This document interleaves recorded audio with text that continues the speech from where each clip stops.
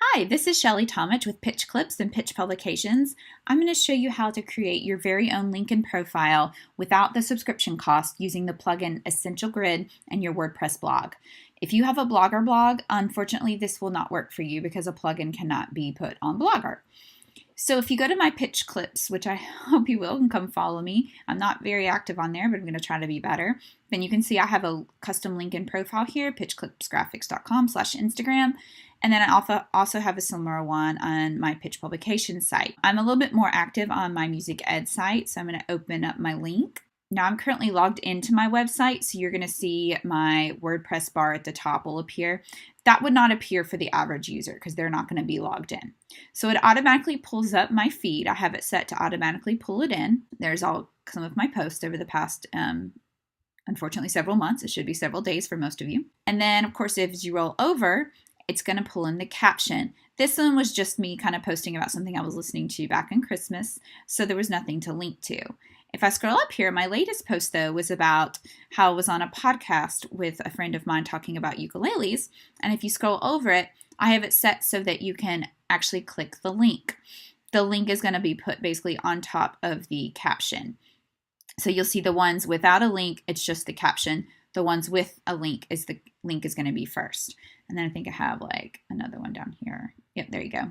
So you can go to the Rainbow Ukulele store and look up at ukulele stuff. If you're ready to move forward, then I'm going to show you exactly how to get this set up. I love this plugin. It does cost money, but it's so versatile, and I think you'll find a lot of different uses for it.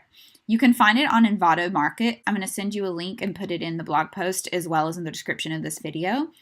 And you can read all about it. I'm not going to go into all the details about Essential Grid because I think you can look and read it for yourself. And they're constantly updating, so they're giving you new options. So once you've made your purchase, and it comes out to be about $30 after purchasing fees. That's just how Envato Market works. Go to your account and go to downloads, and then you're going to download the plugin. You cannot just go to the normal plugin section in WordPress and install it like some that are just available through WordPress. This one you have to download and then upload. So you're going to download your plugin, and you can choose to do all files and documentation, or you can just do the installable WordPress file only. You're also probably going to want to download your license certificate and purchase code. And I'm going to download it as a text document so I can open it easily. Now you'll notice it downloaded as a zip file. You actually want to leave this zipped up. When you upload a plugin to WordPress, you cannot upload just a folder or a file. It actually is a zip file because there's several folders and files that the plugin needs to work. And then the text document, I'm just going to open up so you can see. There's my purchase code. I'm actually going to blur it out in the video because I don't think you could steal it, but just in case. So I'm actually going to be completing this tutorial on a client's of mine website. I asked her if I could install this for her and videotape it, and she agreed. So to go to plugins and click add new, click upload plugin, click choose file, and there's the plugin. Click open, click install now, click activate plugin, and then you're just going to need to go ahead and activate your copy, and I'm going to show you how to do that. All right, so scroll down till you find Essential Grid. You're going to click on Essential Grid, and it's going to ask you to activate it. Scroll down a little bit, paste your purchase code from the text document earlier, click activate, and you should be all set. So there's one more plugin that you should install. This is going to allow you to get automatic updates instead of having to re-upload the plugin every time. Go to envato.com/market-plugin. I'll put a link in the description as well as in the blog post that accompanies this video. Go ahead and click download version 2.0.0 or whatever version is available at the time you're watching it.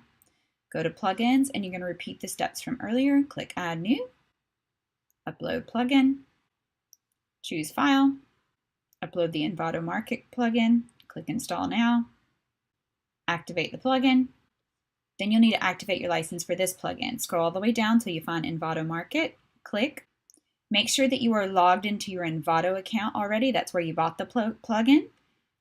Then click this link, token name, and put whatever you want here. And I'm going to put download your purchase items. And I think I'm going to leave that there. Create token. Copy and paste your token. Click Wahoo, got it.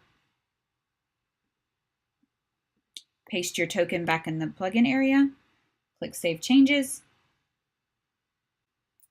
And the plugins you've purchased should be available here. This way you can get automatic updates. Now we're ready to create our first grid. So you're going to go down to where you find Essential Grid. Click on it. Click Create New Essential Grid. Give your grid a title. This title is for you. Instagram, link in profile. Give it an alias. An alias is going to be a very short name, and that's going to be for the shortcode. A shortcode is a simple way for a program to allow you to quickly paste part of a program somewhere without having to write paragraphs of code. So what happens is when you put this as code in a WordPress blog or page, it's telling it, hey, go over to Essential Grid and grab all that code for this alias Instagram. You don't have to worry about anything on the CSS ID. Go to Source, Stream, Instagram videos from, well, whatever you want. In this case, people, users, music with Miss W. I'm going to do just low resolution for the grid image size. If you want to go bigger, totally go for it. And the full image size, if they blew it up, I'm going to do original resolution. Count, I'm going to go ahead and tell it to pull in 60 posts.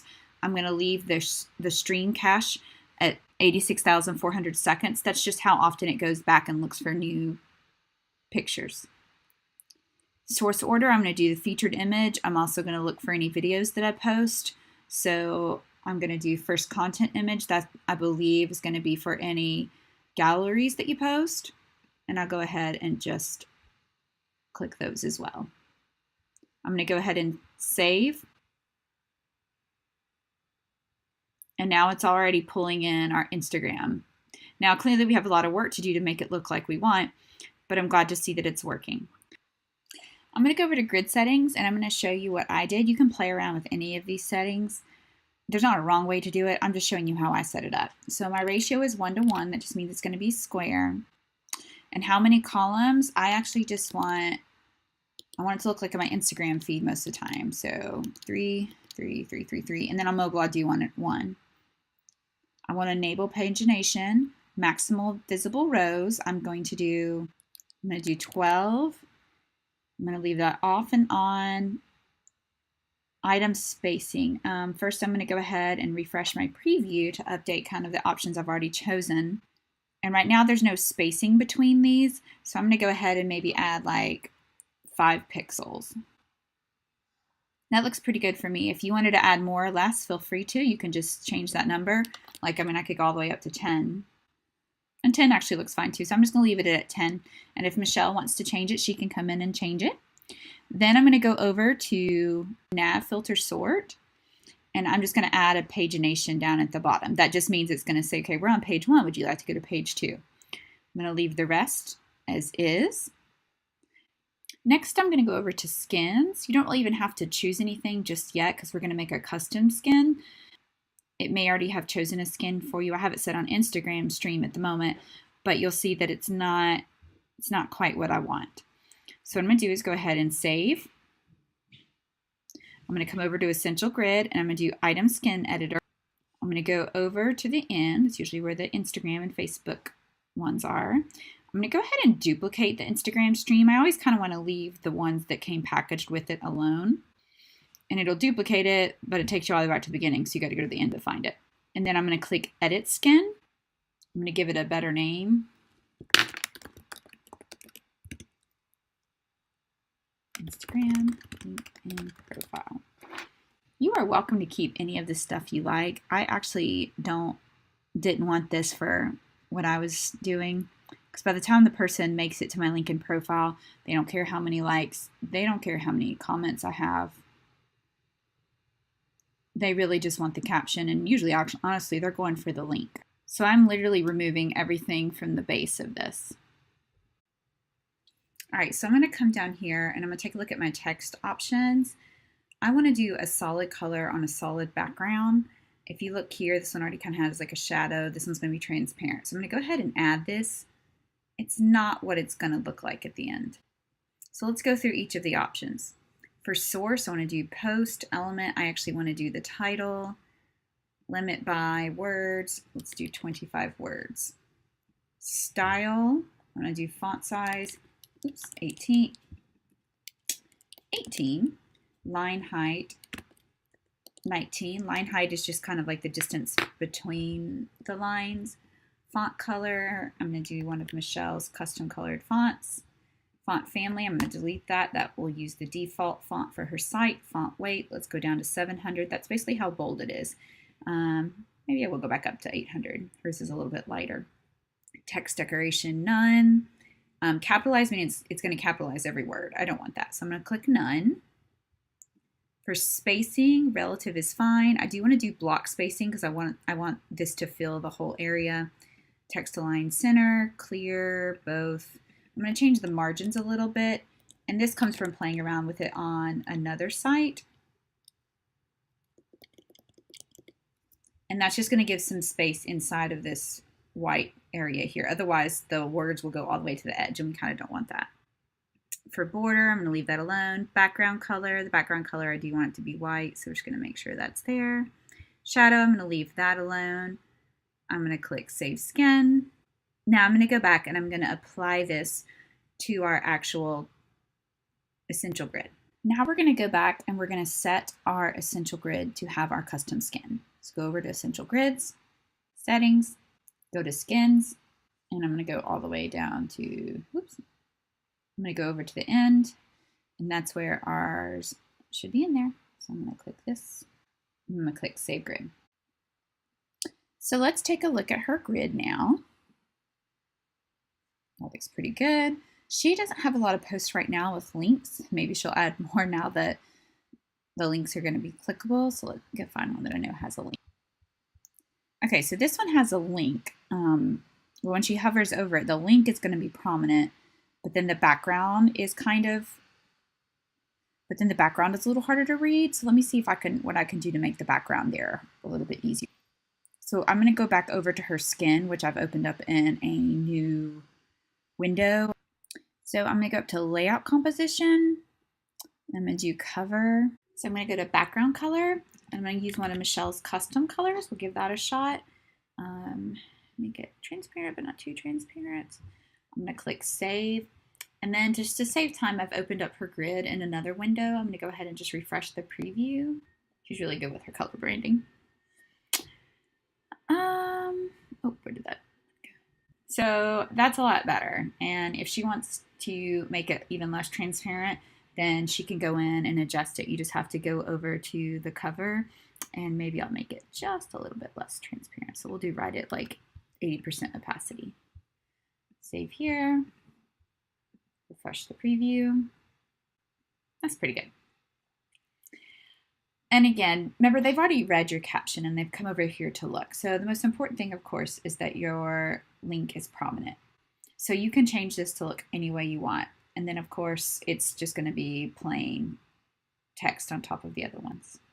So once you have your essential grid set up, now you're ready to actually create the page. So you're going to go over to Pages and click Add New. And I'm going to keep it super simple for her. I'm going to call it Instagram. I'm going to go ahead and save the draft, which will go ahead and force a permalink. Now, she already has a page named Instagram, so I'll get with her about that. But I do advise just naming it your website /Instagram. It makes it super easy to share that link, and I think it just looks neater. But for now, I'm going to leave this. But for now, I'm going to leave this as is because I don't want to mess up whatever she's already got set up. On my site, my client site, I use something called the Divi Builder. I'm not going to activate it in this case. I'm going to go back to my essential grid real quick, and I'm going to copy that short code. I'm going to come here and just paste my short code. The short code is not going to expand until you publish it and take a look. And in this case, I'm going to go ahead and publish this page. Not going to hurt anything. Nobody can find it. It's not linked anywhere. It'll take a second to render, but boom, there it is. Okay, so that looks pretty good, except to be honest, I don't want any of this stuff. In this case, I don't want them distracted by anything except go to and click on this link. Now, if you don't mind and you want to leave it with your sidebar or your header and stuff like that, then you can totally leave it as is. But I'm going to go ahead and go to page layout and do no sidebar. And then I'm also going to come down here to template and I'm going to do a blank page. So let's go visit it now. Now hers has the title Instagram at the top because she has it set in her theme to go ahead and put the title of a page or a post at the top. If yours does that, there's a couple things you can do. One is you can use some simple CSS to remove it, or contact your developer or designer to remove it, or just leave it, and it's not going to hurt anything. In this case, as her developer, I'm going to go in and I will remove it for her. Again, she doesn't have any links on some of her posts right there, but I'm going to scroll down to that one that I knew there was a link, and boom. So when someone goes to it, they're literally going to be able to just click on it, and it's going to be great. And remember, they're not going to see this stuff up here. That's because I'm logged into the website. If she wanted to, she could also turn off the sharing down here as well, but I figure why not? And on mobile, that usually just appears at the bottom for her. For those of you that were previously using something like Linktree, where you wanted to have like a link to your store and stuff like that, then you actually still have a couple of options. Let me show you what you could do. So let's say, and I would format this much better. Let's say I wanted to add something at the top. You can still add information. This is information for my Instagram followers. You could even add a button. I'm just going to add a simple little button.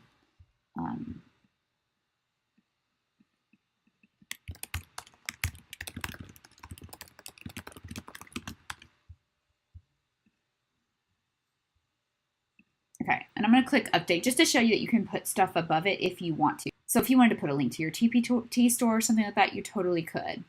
And you can use any builder. Like if I was really building this, I would probably activate the Divi builder, which is basically like using building blocks to build your website. So let me show you what it looks like now. Now the top is not going to look great because I didn't actually do any formatting to it. I just was trying to show you that you can put stuff in there. So give it a second to load because it's got to pull in all those images. So there you go. That's what I typed. This is information for my Instagram followers. And then there's the button. That's a horrible looking button, and I'm going to take that off before I share this with Michelle. But I wanted you to see that you could actually do a Linktree type thing plus your Instagram stuff below. Or if you wanted to take that, and if they happen to scroll all the way to the bottom of the feed, you could put it down here too if you kind of don't want it to get in the way. And then if I go to the second page, it's going to pull in her post. And I think I set it to pull in 60 posts, so that's how many it's going to pull. If you want it to pull more, you can just go back into the essential grid settings and you go back and just change how many posts that you're pulling in. Of course, the final step would be to go into your Instagram profile, and instead of just having music with Miss W, you would actually want to do musicwithmissw.com/Instagram. And then when you post something here, you could just say, hey, link is in, click on this link, www.link for my picture. The link is in the profile. I hope you enjoyed this tutorial. Please let me know if you have any questions. I would be happy to answer them. Good luck creating your own link and profile site.